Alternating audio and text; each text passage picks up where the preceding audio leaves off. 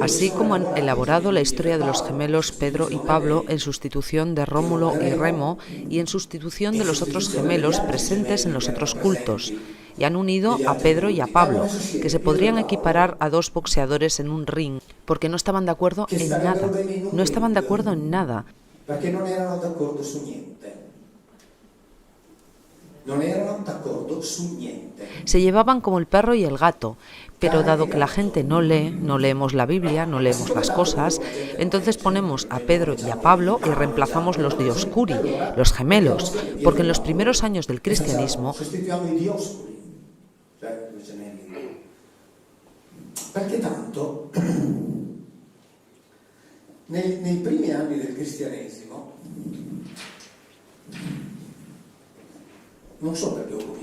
no sé por qué he empezado por aquí, quería empezar con otra cosa. Justino Mártir, padre de la Iglesia, santo, segundo siglo después de Cristo. Las Apologías, ediciones Paoline. Él escribe al emperador Antonio Pío y le dice: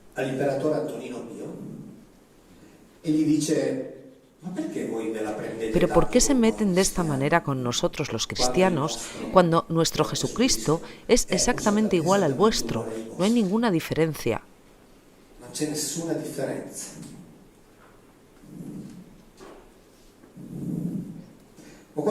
Cuando decimos que ha muerto crucificado, ha resucitado y ha subido al cielo, no aportamos ninguna novedad con respecto a los que entre vosotros son llamados de Zeus. Padre de la Iglesia, Santo. Aquí estamos todavía en el periodo en el que se predicaban varias decenas de cristianismos diferentes, antes de que Constantino los juntase en Nicea y dijera: ahora elijan aquí uno, el que queráis, me da igual, pero uno. Si además, como hemos mencionado anteriormente, queda claro que se generó un Dios como Logos, de manera especial, fuera de la creación normal, pero esta concepción es común a la de los que dicen que Érmete es el Logos mensajero de Zeus. Nuestro Logo es igual al de ellos. Si luego alguien nos regañase, nos recordara el hecho de que fue crucificado, hay que decir que también esto es común a los hijos de Zeus, que fueron crucificados antes. Si luego digamos que se gestó en una chica joven, también en esto coincidimos. Joven doncella o virgen, porque en griego partenos significa ambas cosas. También por esto, tenemos un elemento común con Perseo, pero cuando afirmamos que ha sanado a zombis, paralíticos e infelices desde el nacimiento, todo esto coincide con las acciones. ¿Por qué se meten con nosotros? Nuestro Jesucristo es igual al de ustedes, no hay ninguna diferencia. Padre de la Iglesia. Esto es lo que pensaban en el siglo I después de Cristo. Y lean por favor a Celso, buscadlo. Él es obviamente un apologeta. Celso, sin embargo, se oponía a los cristianos. Pero Celso dijo claramente: si los cristianos dicen que este de aquí, este Jesús, nombre ficticio, porque él se llamaba Josué como millones de otros connacionales suyos, porque era el nombre más difundido, se convirtió después en Jesús, porque primero se modificó en griego y después fue modificado en latín, pero todos los otros de la Biblia se llaman Josué. A él lo llaman Jesús para hacer entender que es diferente, pero él es Josué, como todos los otros. Dicen que este de aquí era el único, y se puede entender bien que es una mentira, porque ellos mismos afirmaban que vinieron muchos mensajeros como él, antes que él, incluso en grupos de 60, 70 a la vez. Esto lo dice Celso de los cristianos. Celso escribe en el mismo tiempo que Justino, es coetáneo de Justino. O sea, la historia que ha sucedido ha sido reelaborada posteriormente. Toda junta podría tener sentido. Sin embargo, ha sido creada de manera que no tenga ningún sentido. Afortunadamente nos quedan estos textos, aunque sobre todo después, no solo del Concilio de Nicea, sino también del Edicto de Teodosio, debían ser destruidos. En el momento en el que los cristianos, de ser perseguidos, pasaron a ser perseguidores de la misma manera que los otros. perseguitati sono diventati persecutori. Sin ninguna diferencia. Esattamente come gli Entonces, en realidad, nosotros estamos dentro de este tipo de religión.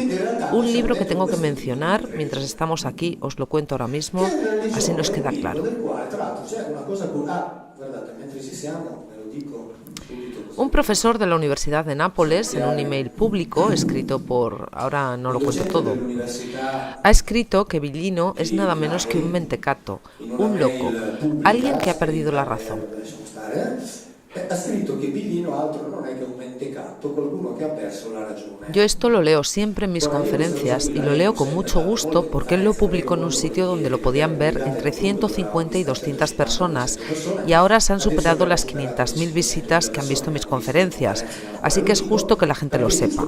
Que Villino es un mentecato, un loco. Así Villino es libre de decir lo que quiera porque a los locos se les concede todo, solo con una diferencia. Que si ustedes encuentran a alguien que les dice que es Napoleón, ¿cuántos minutos invertirían en buscar la documentación histórica para desmontar lo que les cuenta? Puesto que sois personas con un buen sentido. Tampoco. Ellos han invertido años, días y noches para desmontar algo que dice un mentecato, un loco. Aquí hay algo que no funciona con todo esto, ¿no?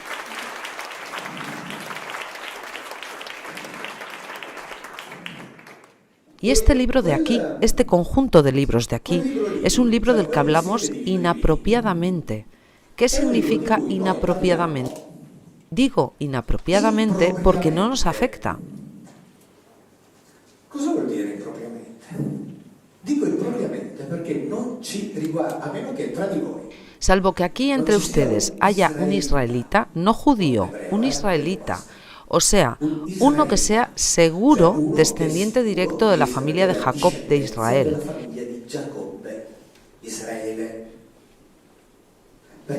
Porque este libro se refiere solo a ellos, solo a esta familia. Es la historia entre esta familia y este individuo de nombre Yahvé. Punto. Los demás no tenemos nada que ver. Para entendernos. De Noé nacen 3 hijos. A la Biblia le interesan los semitas. Sem, hijos, etcétera, etcétera. Hasta que llega uno de nombre Eber. Así nos entendemos. Del cual descienden los Ibrim, o sea, formalmente los judíos. De Eber, hijos, cientos de familias, etcétera, y ramificación. Uno que se llama Teraj. Teniendo en cuenta que lo que haya escrito en la Biblia sea verdadero, porque yo no lo sé. ¿Me explico? O sea, estoy obligado a suponer que lo que hay escrito sea verdadero. Porque hay incluso rabinos, por ejemplo, que niegan la existencia de Abraham. Dicen que nunca existió, que es una invención. Yo, de hecho, supongo que la Biblia sea verdadera. Si luego todos juntos llegamos a la conclusión de que la Biblia no es verdadera, yo la cojo y la tiro en el contenedor de recogida de papel. Para mí no hay ningún problema. Ningún problema. Pero como me dicen que la Biblia es el libro de los libros, yo supongo que lo que haya escrito sea verdadero. Y al menos voy a ver lo que está escrito, porque si además de no saber quién la ha escrito, cuándo la han escrito, cómo fue escrita, cómo era leída en origen, y además esos de ahí que no sabemos quiénes son, cuando querían decir algo decían otras cosas, entendéis que estamos en el caos más absoluto, ¿no? Pero es lo que la teología se ve forzada a hacer, porque si la teología no hace esto, el Dios ahí dentro no lo encuentra ni con una linterna. O sea, la teología está forzada a decir algo diferente de lo que dice el texto, cuando el texto quería decir otras cosas. Pero si no sabemos tampoco quién la ha escrito, ¿cómo pretendemos estar en su cabeza? Terach tiene un hijo que se llama Abraham, uno que se llama Macor y otro que se llama Aram. Abraham tiene a Isaac y Jacob. Tiene a Jacob y a su hermano Esaú.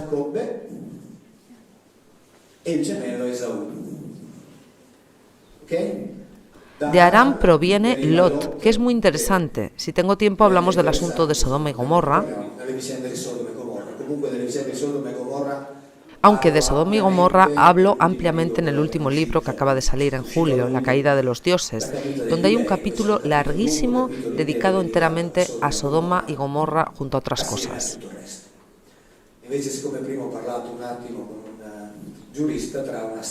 De hecho, antes he hablado con el jurista. Dentro de unas semanas saldrá el nuevo libro publicado por Mondadori. La caída de los dioses ha sido escrito a cuatro manos con el periodista Baccarini, que se ha ocupado de la mitad del libro. La mitad del libro está dedicada a los textos hindús. Contiene el trabajo de 8 ingenieros aeroespaciales, de los cuales 3 trabajan para la NASA. A los otros que trabajan sobre los textos hindús los sigue Baccarini porque está especializado en cultura oriental y cada uno tiene que hacer su propio trabajo. Los 3 de los que me he ocupado no son recién licenciados que necesiten trabajo, sino que trabajan en el CIRA, Centro Italiano de Investigación Aeroespacial. Tienen un currículum amplísimo que se recoge en el libro. Es gente que ha dado la cara y entonces hablamos de estos asuntos.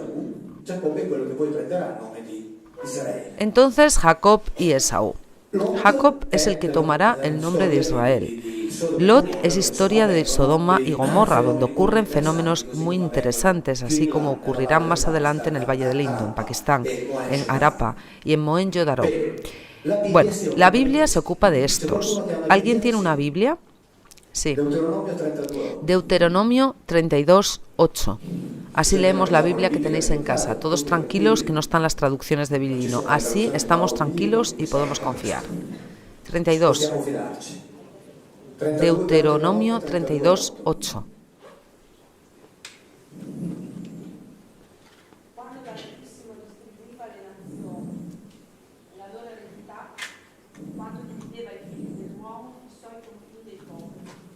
Cuando el Altísimo hizo heredar a las naciones, cuando separó a los hijos del hombre, estableció las fronteras de los pueblos según el número de los hijos de Israel.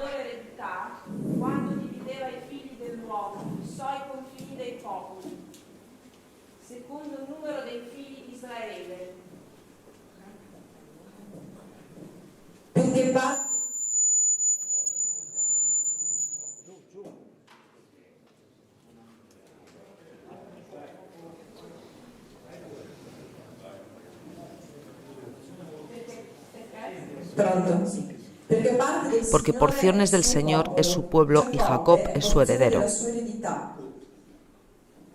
A él le tocó en herencia, o sea, en asignación, esto de aquí, ¿vale? Está escrito ahí.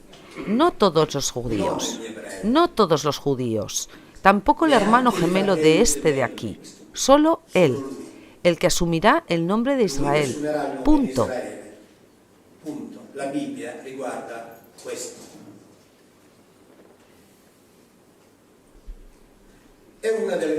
Es una de tantas bilinadas.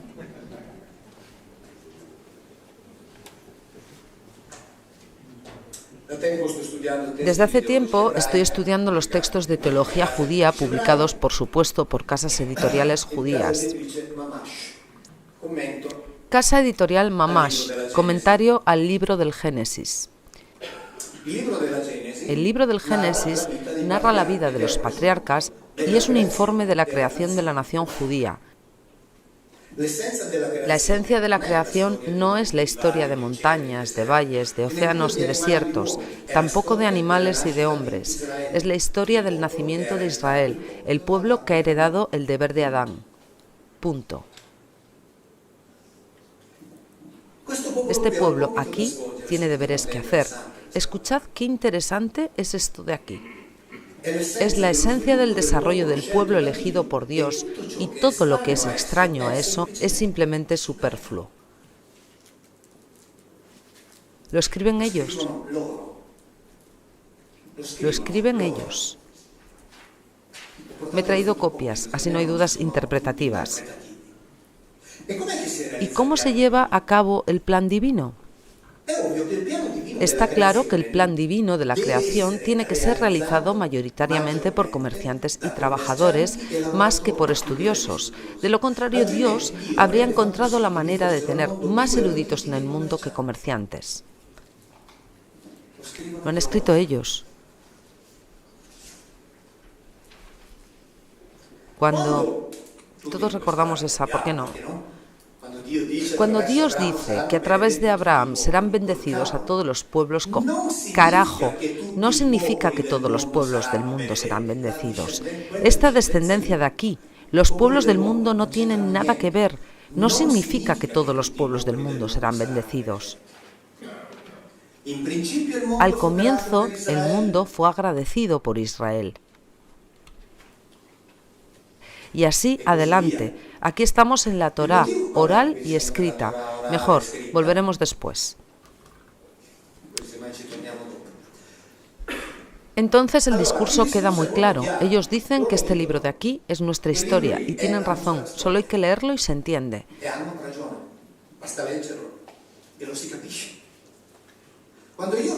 Cuando veo al Papa y al rabino jefe de la comunidad judía de Roma que se saludan con besos y abrazos, veo una hipocresía espantosa, porque no están de acuerdo en nada. No pueden estar de acuerdo en nada. En nada.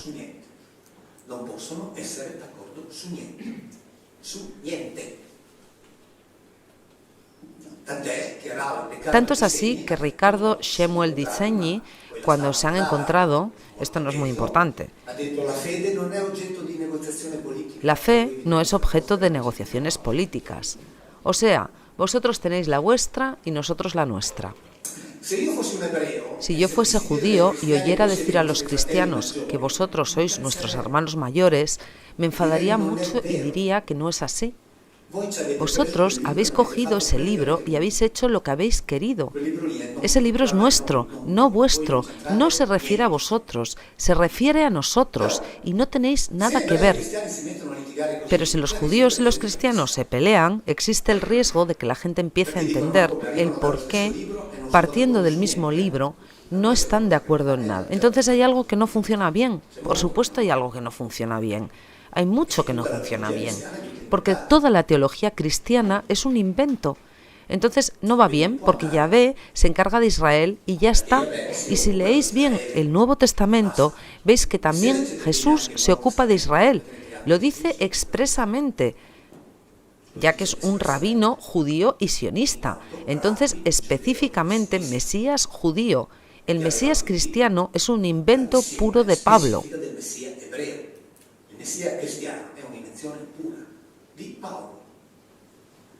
Cuando el martes por la noche tuve un encuentro sorpresa con un profesor de Historia Sagrada, el profesor Fiorin, él me dijo de forma muy clara que Pablo lo había revisado todo a su manera, había reinterpretado todo el Antiguo Testamento a su manera, lo había cambiado como le había venido en gana y lo había hecho muy bien.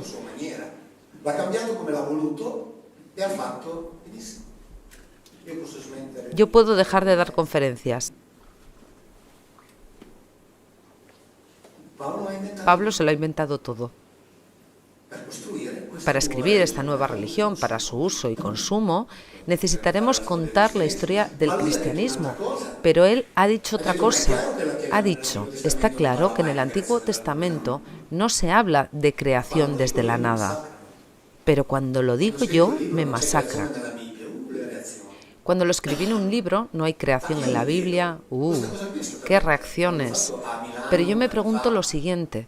Cuando me reuní en Milán hace 2 años, en marzo, en una reunión pública frente a 600 personas, con el profesor de teología de la Facultad de Teología de Italia del Norte, el arzobispo ortodoxo, uno de los más importantes especialistas en la Biblia italiano, el maltese, el doctor Garrone, y el rabino jefe de la comunidad de Turín, todas estas cosas salieron.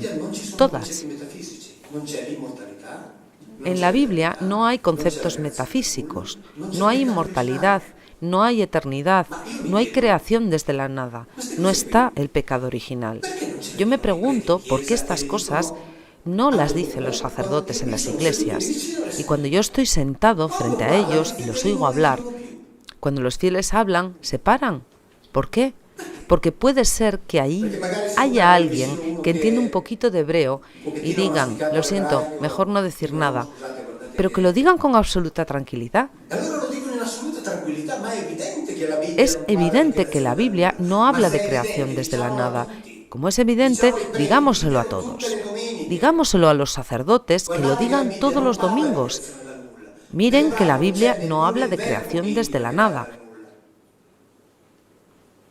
En hebreo no existe tampoco el verbo crear desde la nada, así como no existe tampoco el término que indica el nombre de Dios en el sentido que lo entendemos nosotros. Cuando se habla de Dios omnipotente es una traducción errónea de Shaddai, pero que es erróneo no lo dice Mauro Villino. Lo dice la exégesis dominicana haciendo comentarios de la Biblia de Jerusalén. Lo decía con absoluta tranquilidad. Es una traducción errónea. En la mejor de las hipótesis, en Génesis 17, si queréis mirarlo, en el versículo 1, cuando dice yo soy Dios omnipotente, la mejor de las hipótesis es yo soy el Señor de la estepa, más que Dios omnipotente. Comprobad todas las cosas que cuento, ¿eh? Biblia de Jerusalén, edición de 2009, reimpresión del 2013. En la mejor de las hipótesis, yo soy el Señor de la estepa, que es coherente porque cuando le han dado a estos, ¿dónde está la señora que ha leído antes? ¿Quieres leer los versículos siguientes? 12 o el 13. ¿Dónde se encontraban cuando son asignados?